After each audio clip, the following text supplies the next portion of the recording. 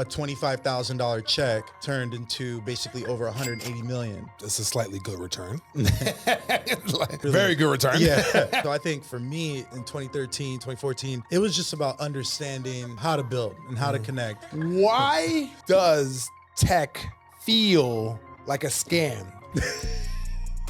And I'm sorry for dropping this bomb on you, okay? Because we about to get into it.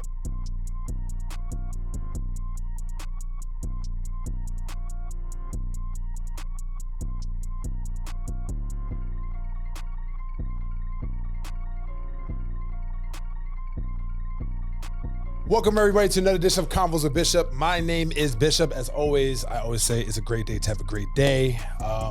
Thank you so much for the YouTube viewership, for the listeners, for everybody who always keep on rocking with us.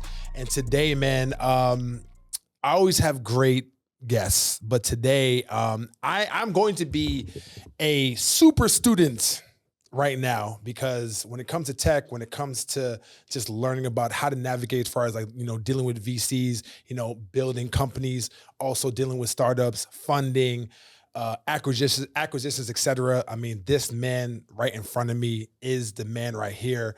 I've known him for a little bit, but I'm just so happy that I'm able to actually have this conversation with him and just to learn about his world, him being a tech founder, also with Collab, his company too. We're going to talk about that. And a couple other topics within the Black tech space that I'm just dying to honestly ask him. My man, Manny Larcher. How are you, sir? I'm doing well. Thank you for that introduction. That's incredible. I appreciate it, man. Yeah, definitely. It. Nah, absolutely, man. How you feeling? I'm feeling well, blessed. Can't complain. Thank you. Good, man. Good. So I'm good, man. I'm good. So as I always do with Convos with Bishop, obviously, we're going to get to a lot as far as your businesses, like your impact within tech, not even just Black tech, but just tech in general. Yeah. But I always like to start with the beginnings as far as where you came from, your hero story. The audience would really like to, listen to it. I know you're from Ohio, but I would really like to hear the steps on how you actually got here to Miami and also, California, and how you started your tech, career. So the floor is yours, bro. Yeah, no, I appreciate you. So like you said, I was born in Columbus, Ohio, but I'll give a little backstory. So my dad was a musician, and he was actually in a reggae band called Identity, and they were signed to the same label that the Wailers, Bob Marley and the Wailers, they were signed to the same label. So basically, I'm the youngest of three. So my older brother and sister, they were both born in New York, and pretty much, New York was a different world in the 80s. So basically my mom, while she was pregnant with me on the train in New York, got mugged. Somebody took her chain and everything. Okay. And that incident for my parents was the kind of catalyst to say, look, we needed to move our family to, somewhere kind of more quiet. And Columbus, Ohio was one of the cities on the tour that his band just always, had a great time in. The community loved them. So that's pretty much how I ended up being born in Columbus, Ohio. And when I was 5, my parents, unfortunately, the band broke up when I was 5. Oh, wow. Okay. Yeah. And at that time, my parents wanted, my sister and I, my older brother, that was with someone else before I got with my mom. I got you. You know how it is. Yeah, we know how it is, bro. It happens. It is what it is. Yeah. So my older brother stayed in New York, and my sister and I lived in Columbus. And from 5 to 11, my age, we lived in St. Lucia. And that was really, that really molded me. Being in St. Lucia, it's the education system was a little bit advanced, and also I was in a Catholic environment, so uniforms every single day. At that time, if I got out of line, the teacher had the ability to lash me with a hot cane. Oh, wow. Right? Okay. Basically, what they would do is say, put your hand out, and they would lash you. Real old school. Real old school.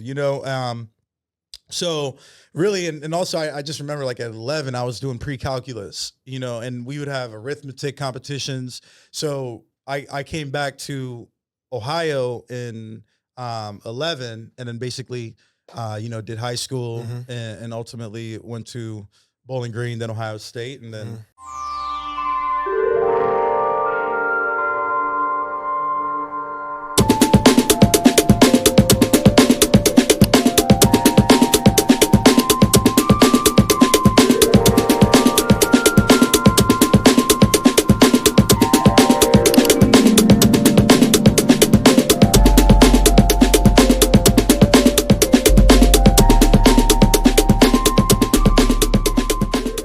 kind of dropped out. So Yeah. wait, where did you drop out? I dropped out junior year. Okay, wait, in Ohio State? Yeah. Okay, how come?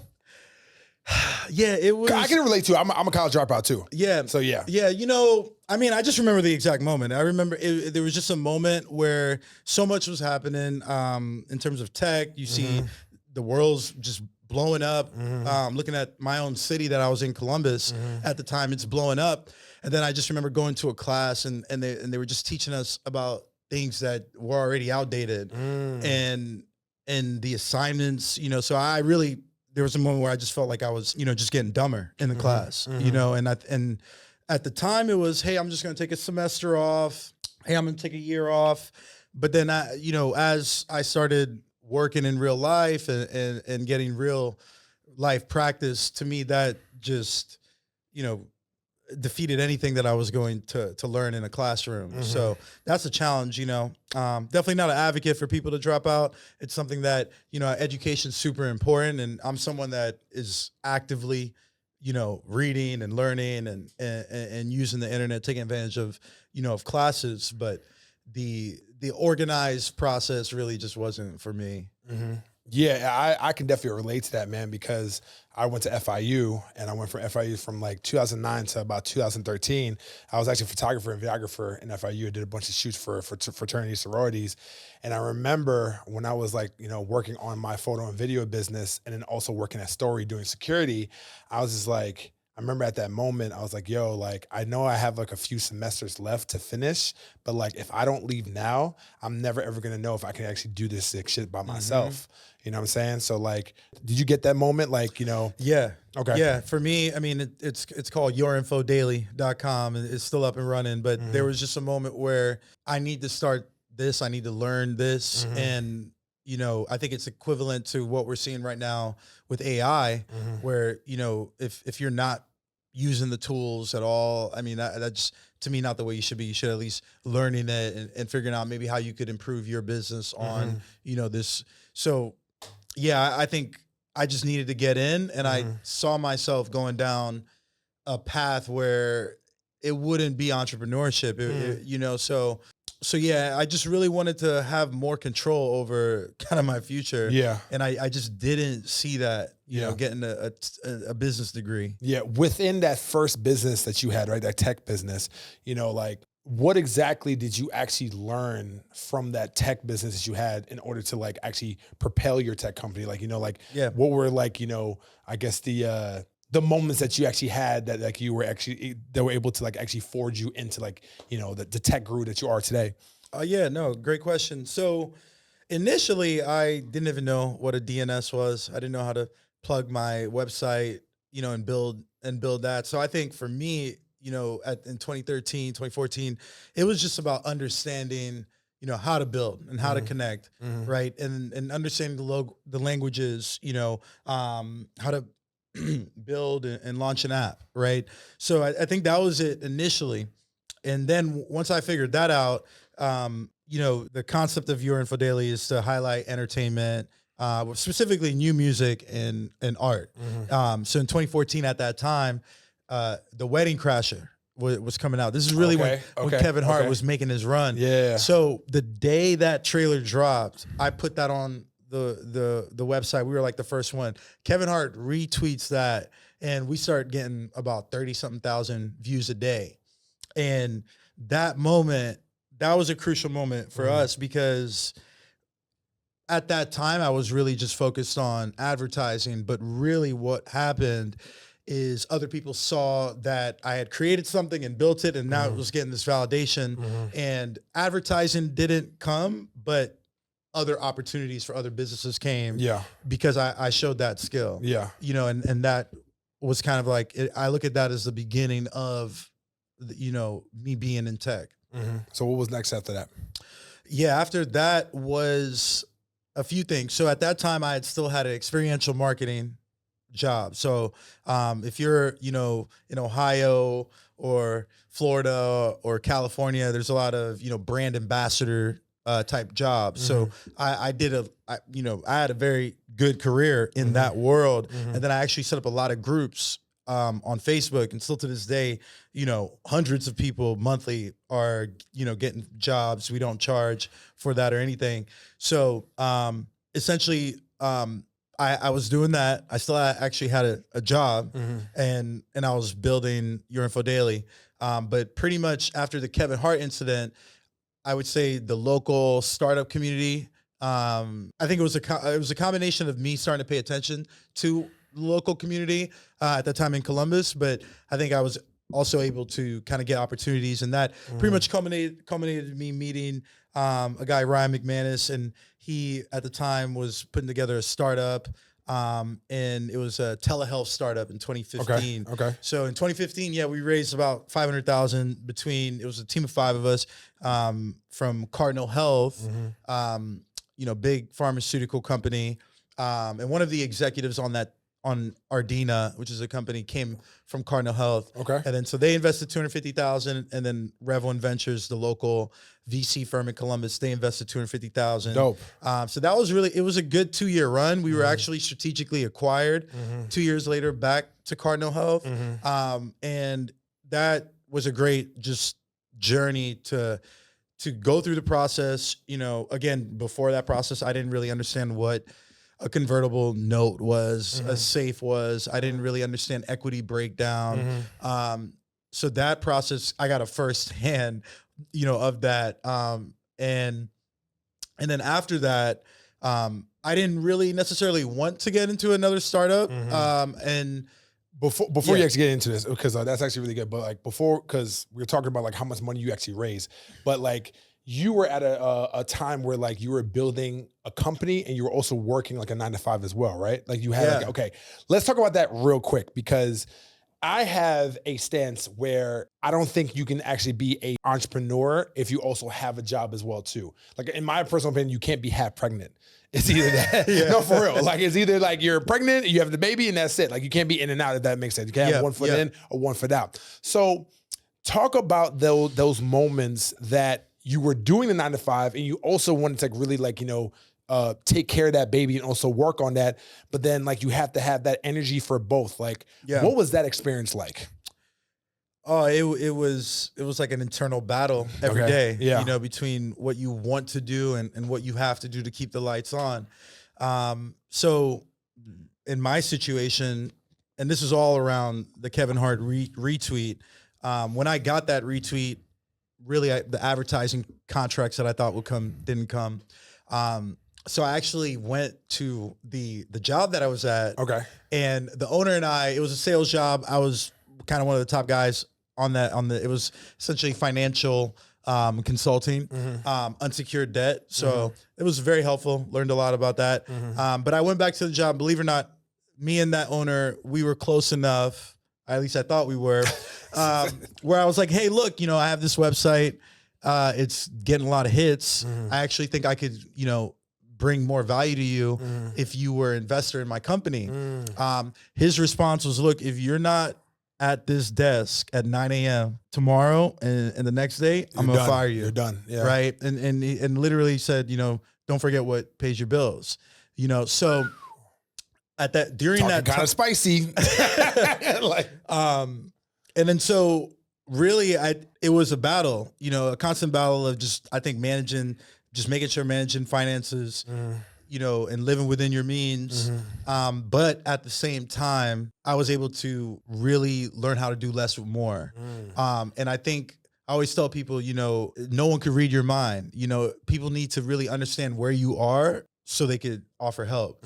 So I think during that period of time when, I'm kind of juggling multiple things, keep in mind, my job was from 2 to 9. Okay. Right. 2 p.m. to 9. So a little different. Yeah. A little different situation. So I was up.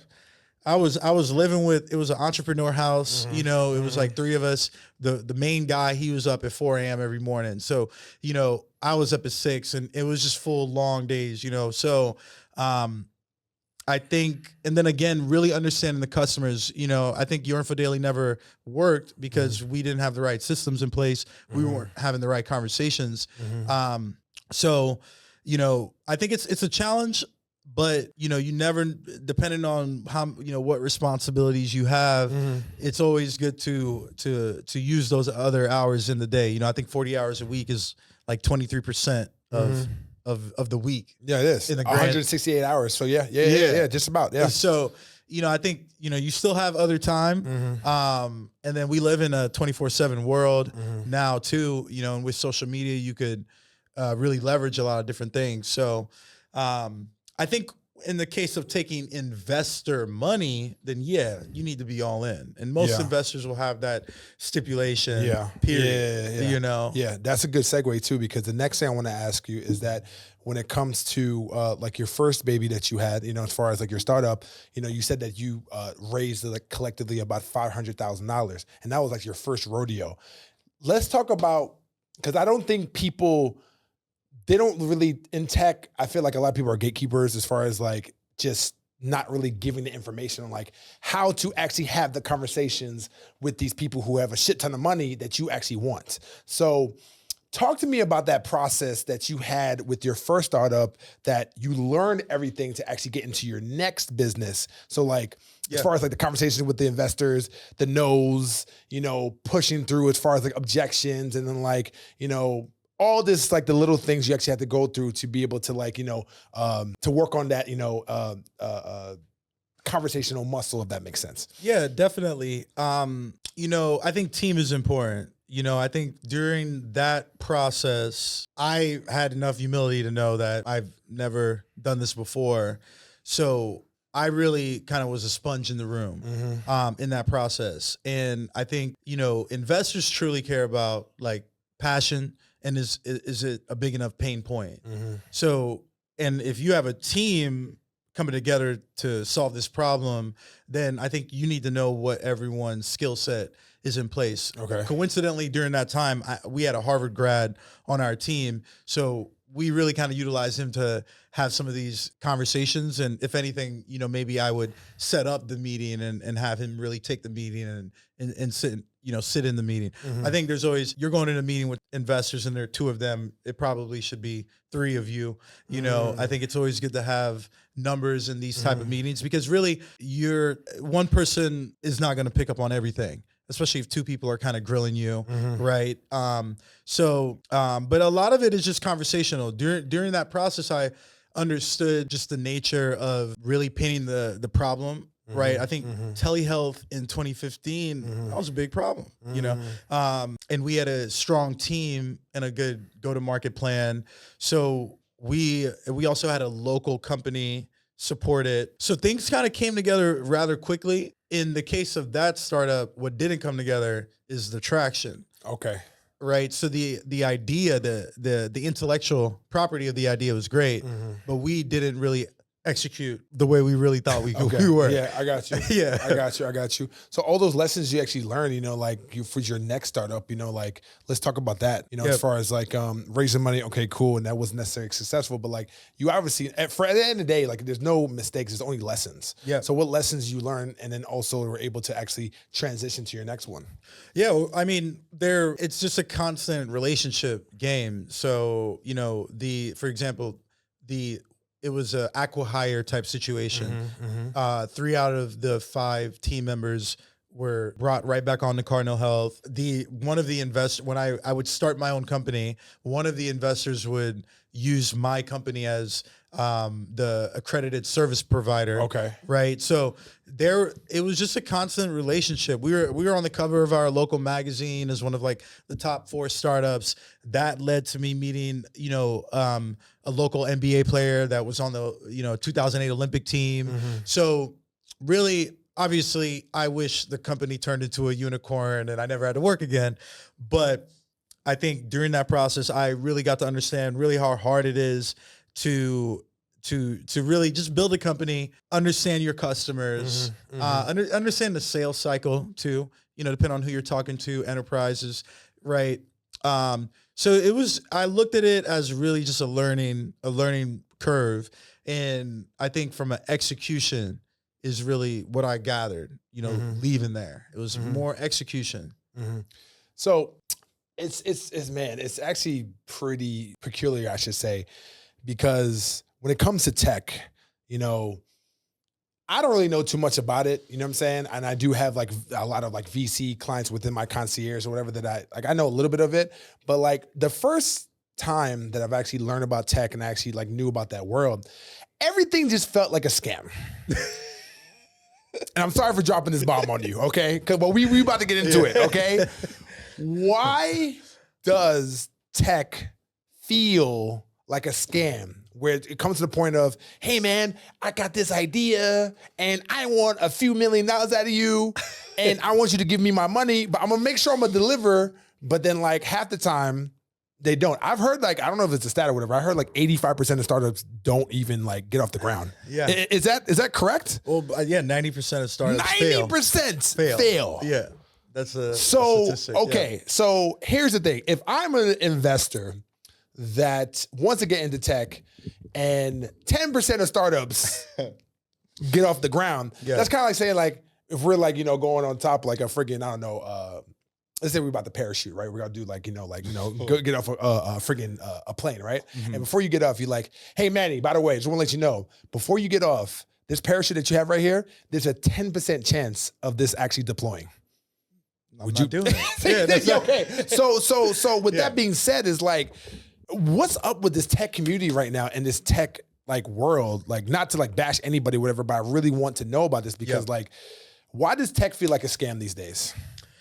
Yeah, well, I think we need to kind of do a couple steps back, Let's right? do it. Because in the case of venture capital and tech, right? If you let's just start at Napster. Okay. Right? So, and that's that's less than 25, 30 years ago, Napster. It's not too long. Right? So you could, like, let's just say I say Napster's the start of all this, right? So then it's up to you whether or not you tell me music is not, music is an easy industry, right? So you saw what Napster did. Yeah. That led to Spotify. Spotify has agreements with every single music label, right? There was a level of organization, right? Spotify's founders is they're based in Europe, right? But I think it's problem solving, right? I think the challenge today is that we're not focused on building something and solving a real problem. Even if someone looks at, let's say you discover Mr. Beast today, you're like, oh wow, he's a big celebrity. You might not know that he was putting videos on the internet for the last 12 years. That got no traction. Yeah. Yeah. Right. So, and then now you're looking at him as a celebrity, but I can make the argument that Mr. Beast has the most foundation built out of any influencer, period. Right. Good luck with anyone surpassing his following on YouTube. I don't know. He has like 200 million followers, I think. Yeah. Something crazy like that. You're right. So it's just a level of consistency. So the issue to me today, currently in tech, is that we're just worried about the wrong things and we're not building. We need to talk about building. We need to talk about the problem that we're solving. And then the other side of tech, is how big is the opportunity? If we're selling, T-shirts, if we're selling jewelry, right, then there's still a cap on that opportunity. So if you're looking at venture capital, for example, like I'll bring up Jason Calacanis, This Week in Startups. Shout out to J Cal. I was at the All In dinner. I don't know if you remember me, but J Cal has been putting out his podcast for over 10 years. I think he's over past 2,000 episodes. Wow. I didn't know much about venture capital, but I was just on YouTube and that was the podcast that I saw. He also wrote a book called Angel. And basically, if you start listening to Jay Cal, and most people know this, but he is famously known because he was the second or third investor in the Uber. And anyone could kind of look this up, but I'm pretty sure a $25,000 check turned into basically over 180 million. So it's a slightly good return. I think that's really very good return. Yeah. Yeah. So a return like that, and let's say it was even 250,000, right? That turned into 180 million. Any return like that is what venture justifies, and really is what venture is really about. And then and if you are lucky enough to get a return like that, it actually justifies the 9 out of 10 failing. Yeah, no, definitely. And I think that with startups, and just tech founders, from your expertise, when do you know, and this is probably a stupid question, but like, Nah. when do you know to take your ball and go home when it comes to like building a company? Like, are there tea leaves or are there like writings on the wall? Be like, yo, Bishop, this ain't gonna work. You know what I'm saying? Yeah. Like, because yes, like Uber is great. Like they're a multi-billion-dollar company, but obviously 90% of the companies are not Uber. So with that being said, is like when you're trying to get like blood out of a friggin' stone and trying to make something happen. I know this is probably something that happens with startups and founders all the time. It's like, when do you have to like go home and just start all over again? From your expertise, like what are your thoughts on that? Yeah, that's a good question. So I think in the case of, I think there's some call, capital access planning in the case, right? So if you take in investment dollars, obviously the more investment dollars you take in, the bigger the exit needs to be to justify that for the investors. Also, the payout strategy after an exit happens, the investors will get compensated first. So so oftentimes, and there's a few stories out there where a founder sold a company for, over 500 million, but because investors had to get their, returns first, the founder walked away with a couple million, right? So I think founders need, if you're raising capital, you need to understand the numbers, the metrics, and all, right? And then on the flip side of it, I think it's just talking to your customers at the end of the day. I think if you're just, hitting your head against the wall, I don't think it's easy building a company. And it's a constant, reiteration and refining the product. But I think people tell you whether or not you're building something valuable. And I think it's just your job to listen. I think if you are building something valuable, somebody will tell you that, and then they'll even give you advice on how you could make it better. And that's really the case with our company and what it looks like today. And I think that's the most important thing. I think you really need to listen to your customers, because sometimes founders think that, obviously you have an idea that exactly what people want, but once you're actually working with 10, 15, 100, you should be able to really get a decent idea. And then hopefully that could turn into thousands of customers, or it could be a vertical where they're paying you, those 100 customers are paying you hundreds of thousands, right? So I think it's really about the problem that you're solving, and you have to have humility to know that it's not working and to improve on it. Yeah. And then I do believe that at times taking capital or working with venture capitalists or whatever, as far as like investing into like your startup, may or may not be the route to go. And I know one of the things we actually had as far as like our pre-conversation is that utilizing your own resources to try to like at least get it off the ground, or at least try to be self-efficient before you take on that juggernaut investor to be able to work with them. So one of the things you said is like, the power of credit, as far as like just using that to also fund your startups. So I kind of want you to get into that. Yeah, definitely. Real estate in many markets. I live in Ohio as well. You could find tons of houses in Ohio, some near lakefront for under 200,000.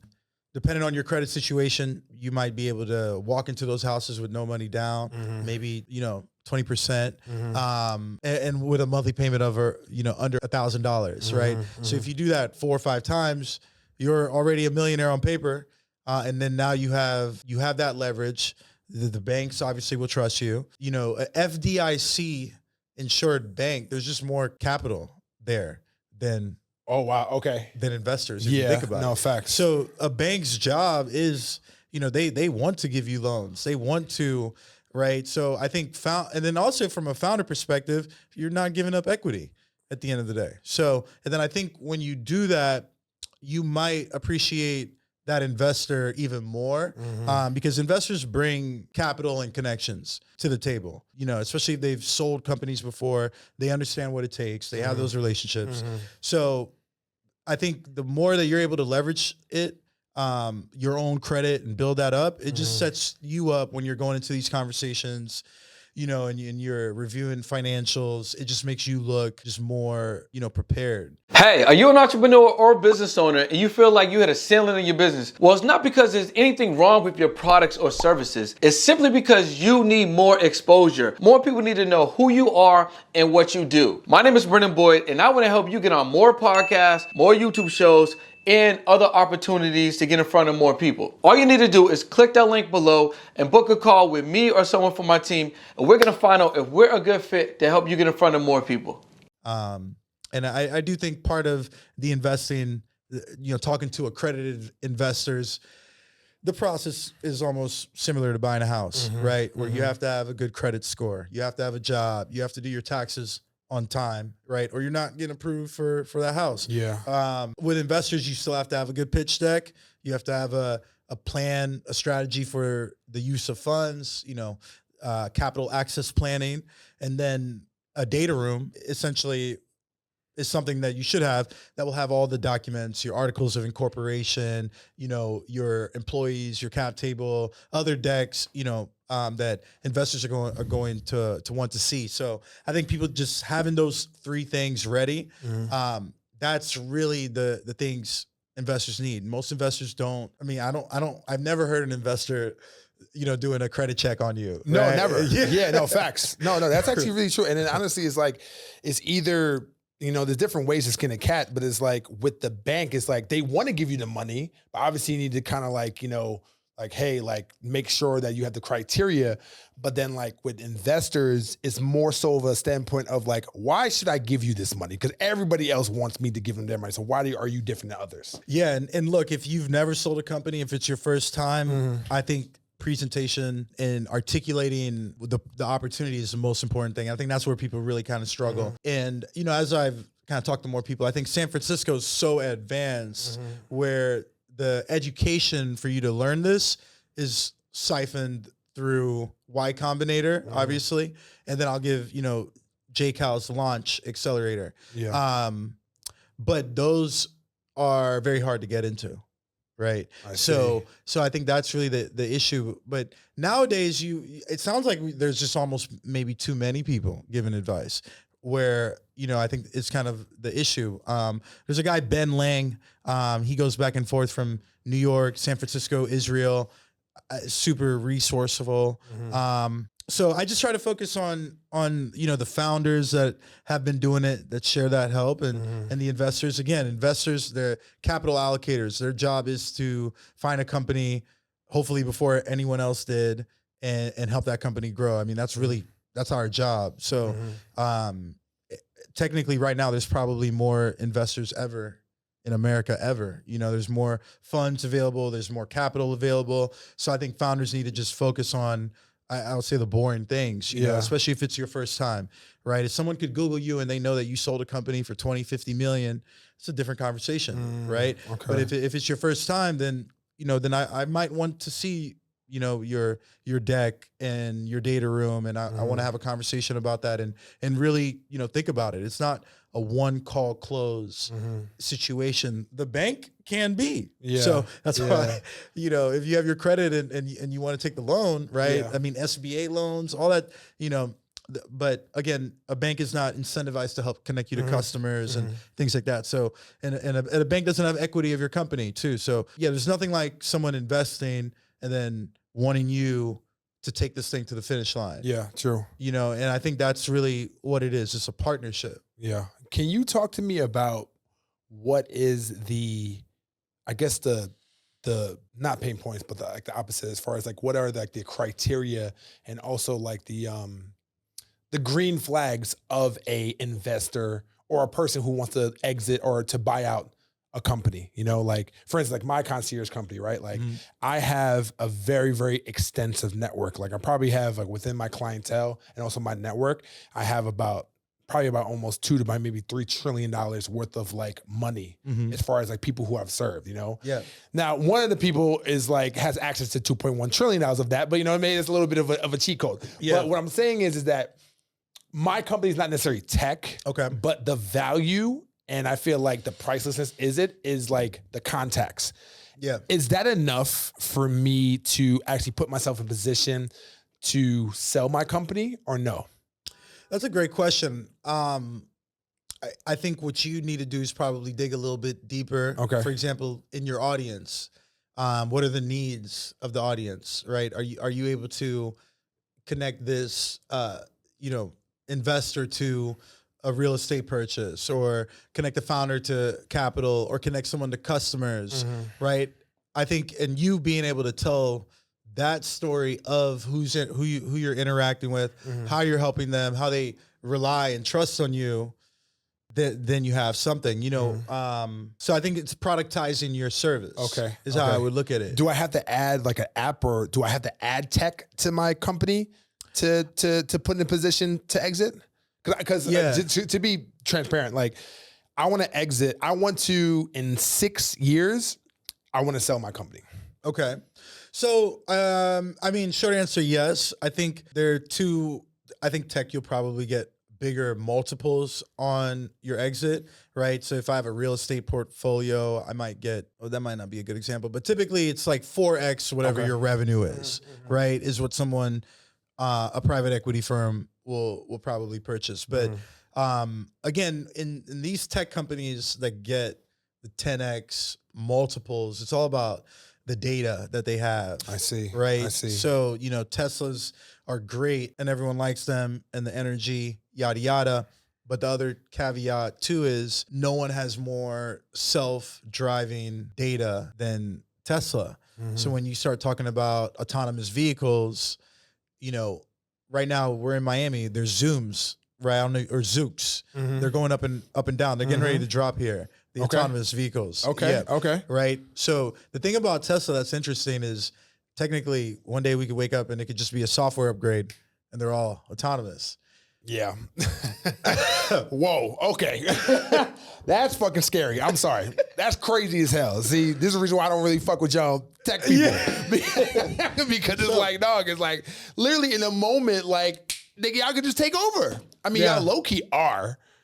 But go back, keep it on your point, right? Yeah. Because what I just described is a business within the business. Yeah. Right. So, and that's how I would look at it with where you're at, right? You have a platform, you have a media platform, right? You are actively connecting people to travel, right? Leisure services. Yes. Right. So I think it's how can you automate that process a little bit more? And also if anyone wants to purchase your company, they want, it's almost like a house. Like I just want the keys and can I manage it? So I think that's the other challenge too, where it might be the business can't be so attached to you. Are there processes in place? Is the bookend and all that stuff easily handed? Can that be handed off? And that goes right back to the presentation, making sure everything is in place. Because I've seen a lot of deals sometimes just, they kind of eviscerate by just lack of presentation and documents. And so, yeah, no one can read minds. So the better you have all these documents in place, the easier it is for you to just hand it off to someone, and then it's a conversation of the value. You definitely put me on game right there, man. I appreciate that. Okay, so let's move forward the conversation just a little bit. So I don't even know how the hell to say this, but we're just gonna have to get into it. Okay, so one of the things we talked about, right? And I feel like this is like a very, very pressing issue in our community, that within Black tech, there is a notion that our people don't really get as much funding as said other parties. Now, that may be true, but I do believe that there is just a little bit more to the conversation other than like, I ain't trying to give these Black people this fucking money. Oh yeah. So there's more to that. And I think that for people who think that that's literally just the case, they're ignorant and they're only like honestly like looking from the outside in. I mean, we can, you can name like so many people that have been, funded, you know what I'm saying? But like, but what is like the limiting belief that we have as people when it comes to that? Because at the end of the day, like, even if it's true, what are you gonna do about it? Yeah, I think honestly, I think us as a community, as a culture, we should look at these outlets that promote this every year, and we should start second guessing them. At the end of the day, they are tracking X number of firms, and they're putting out that report, right? So whether it's true, I mean, so yeah, if they're tracking, 20 companies and this is what 20 companies invest in, yes. But I think what I have started to do is question, why are you promoting that to me everywhere? Now, the reality is it's not true in terms of investment and funding. It's just, again, they're tracking 20 or whatever firms and they're giving you that number. The firm that I'm at, for example, over 30% of the 180 investments are in minorities or women. So, and also, what about every professional athlete, every Black professional athlete and their investment? Are they calling them? Are they asking them what they're investing in?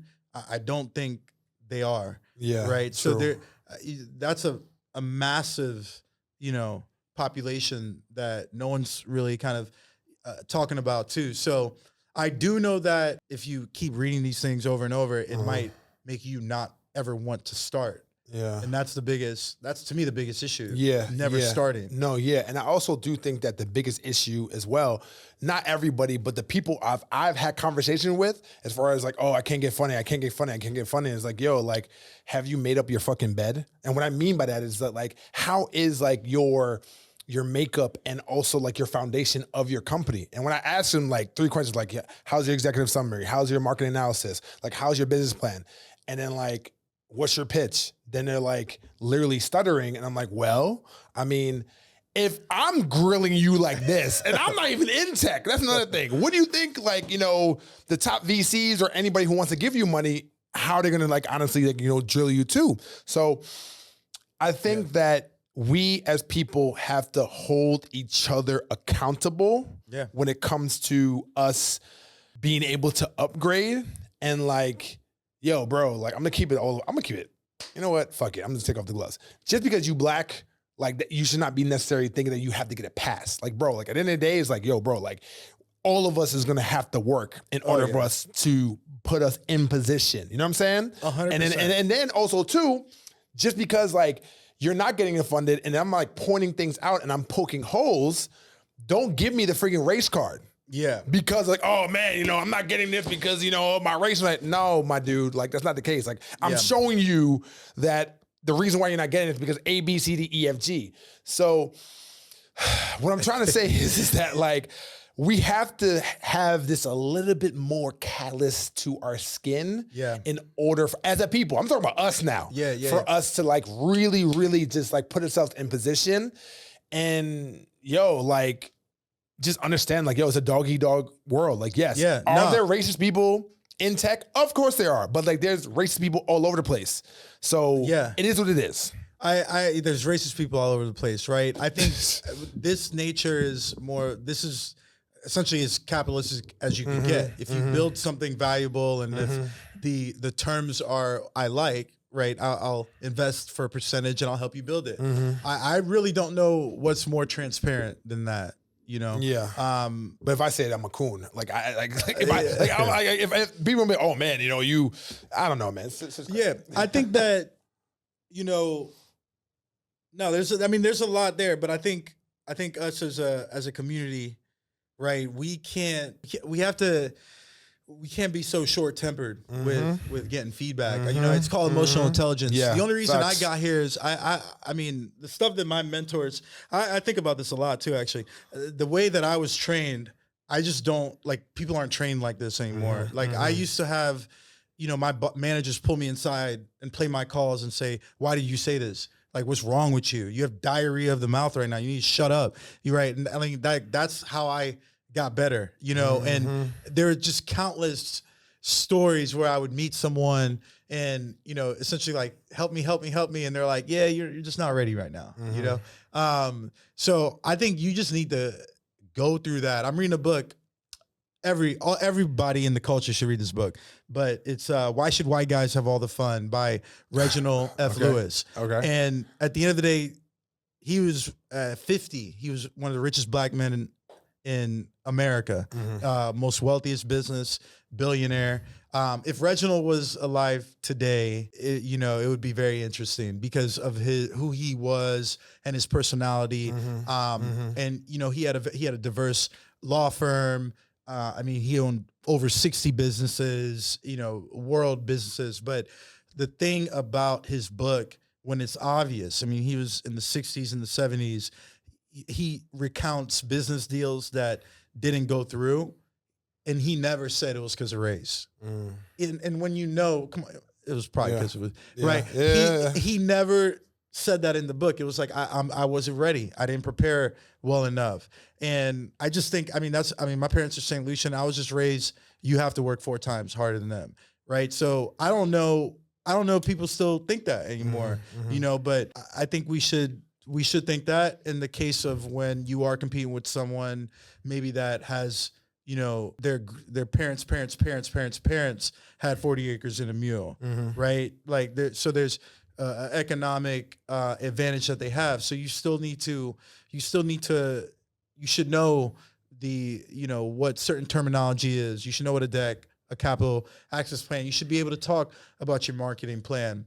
I had one of the best conversations today with an investor and a founder talking about their plan.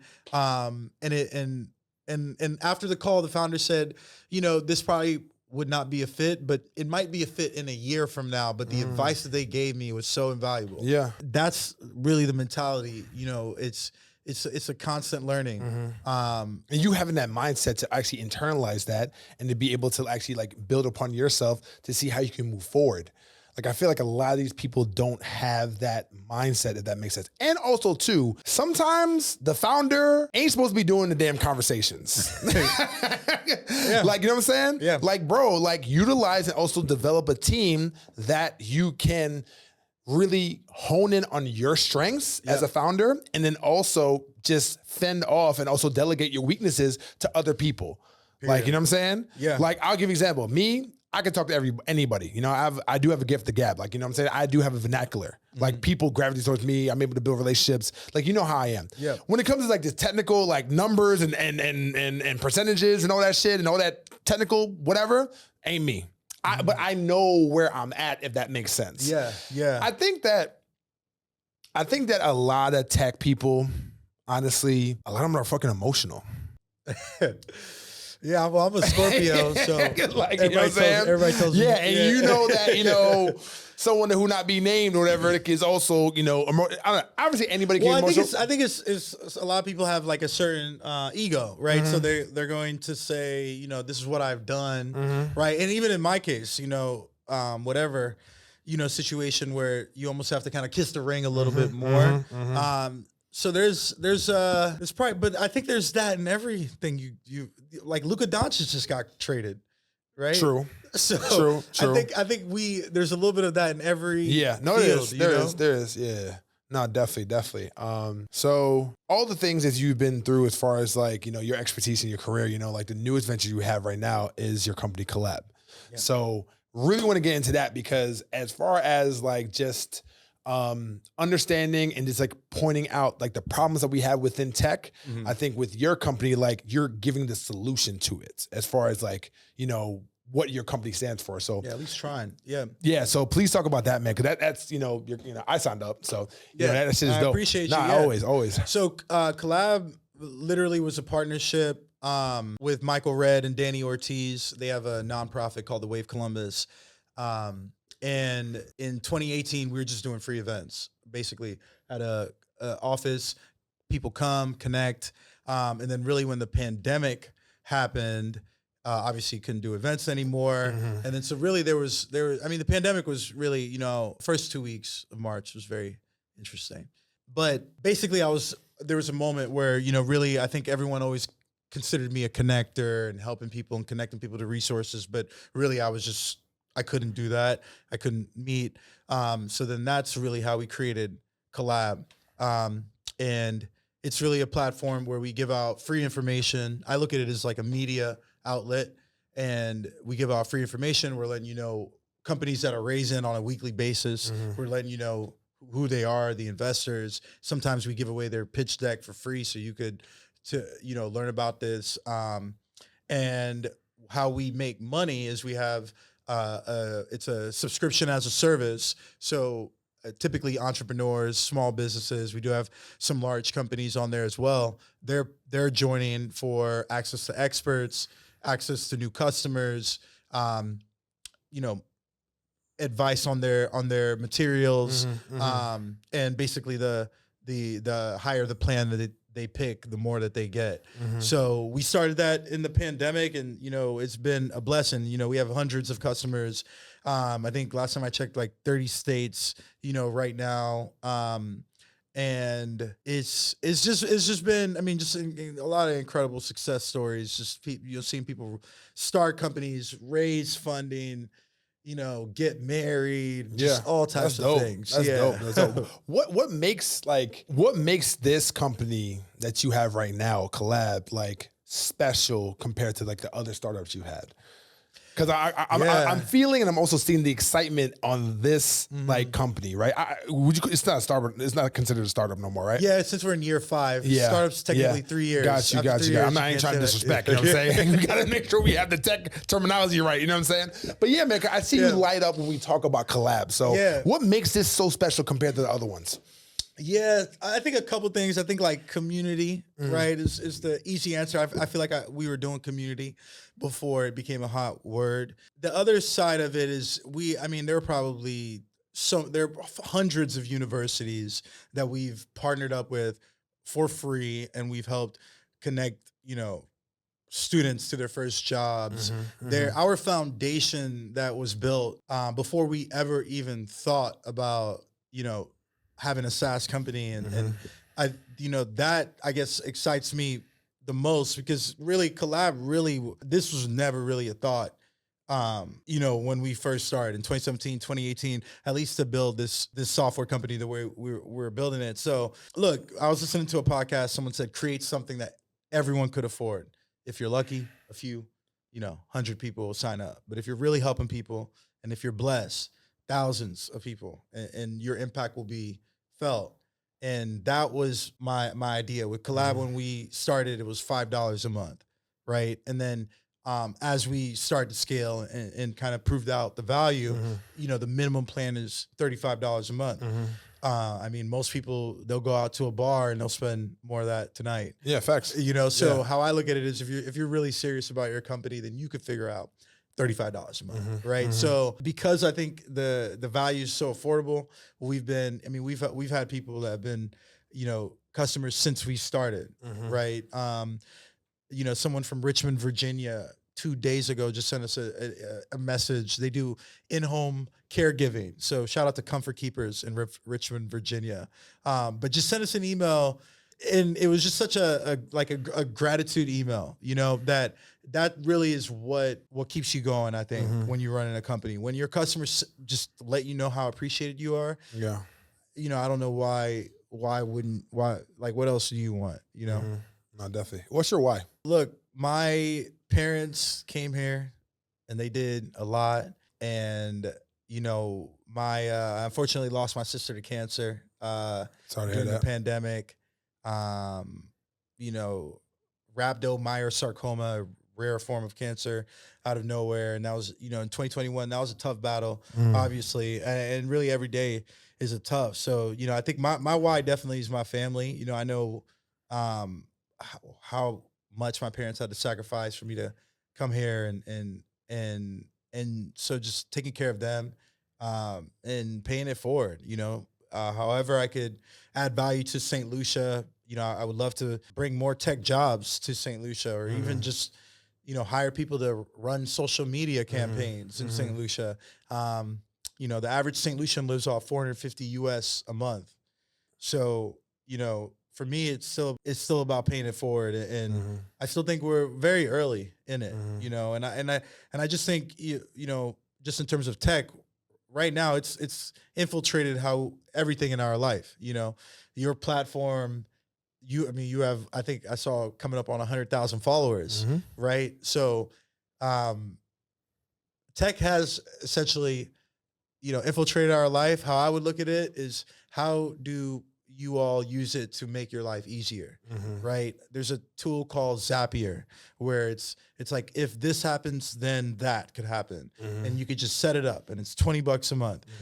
I can't tell you the amount of things that I have automated by just Zapier, right? There's a ManyChat, which a lot of people use on Instagram, right? Which is another great one. So that's how I would look at tech. I wouldn't overcomplicate it. I'm not saying you need to buy a server farm and turn your basement into, put servers in your basement. Like, I think that's like the extreme. Probably not, that's pretty smart to do too. Save some money on AWS expenses, but it's just, how can you use technology to make your life easier, make your customers' life easier? That's really the basis. And financially, it should reduce the cost at the end of the day. Right? The cost of building anything has gone down like 10x, right? That's just the reality. So it should put you in a position as a founder where you are able to build something that's valuable to your customers, and then you're also not financially strapped on a monthly basis. So then that way you could keep building. So If you would actually look back to like a younger Manny, right? Looking back, like, what would you say to him? I'll tell him to be patient and keep reading.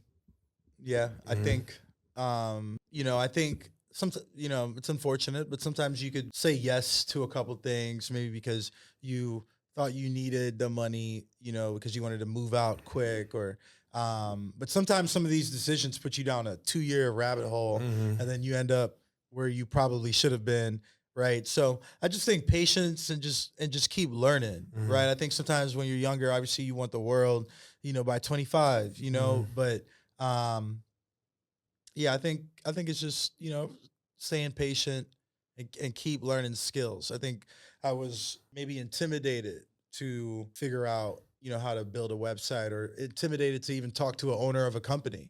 Right. Cause so I think that a lot of it in the beginning, there was just, and I hate this word, but it was like imposter syndrome, where I feel like I was almost, a younger me was drowning in imposter syndrome.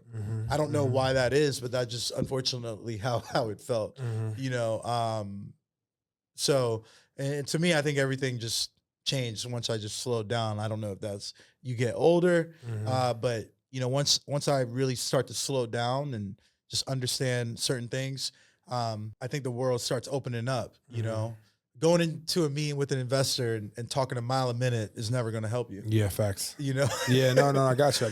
So, man. Everything is about just like, progressing and also learning from like everything that you've done and see how you can definitely, better yourself. Yeah, man, this has been phenomenal, man. I really appreciate your time. This has been really freaking dope, man.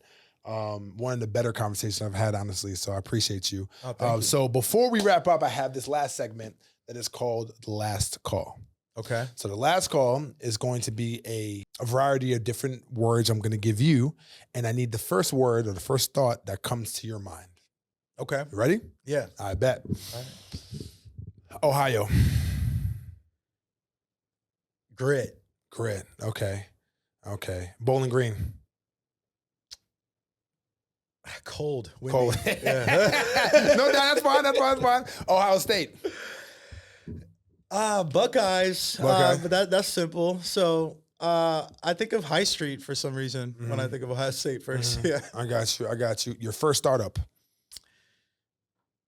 Your Info Daily. Okay. So, but what about it? Like, give me like, was it like inspirational? Was it? I think it's curiosity. Okay. Curiosity. The level, that feeling that I had when I launched it, believe it or not, I still have today. So I think it's, how do you keep that? Your first business partner. Honestly, I feel like I've really only had one business partner. Okay. Yeah. I really don't think but yeah, Lenny Burkhead is really the only partner that I've had. So give me a first start. Give me a first start that you think about. Got it. Yeah. So yeah, the one that we, I don't think we were, I never felt like I actually, like they treated me like a partner. Got you. So like regret or like kind of like for resentment, me, it's just or more like one word. What do you think? I look at that as as humility and Humility. and Okay. an understanding execution. Okay. Got it. So that's just how I look at it. I Got think, you. yeah. Your first I guess your first opportunity of like your funding, when you got first funded, the first 250,000 that you got for your company. How did you feel?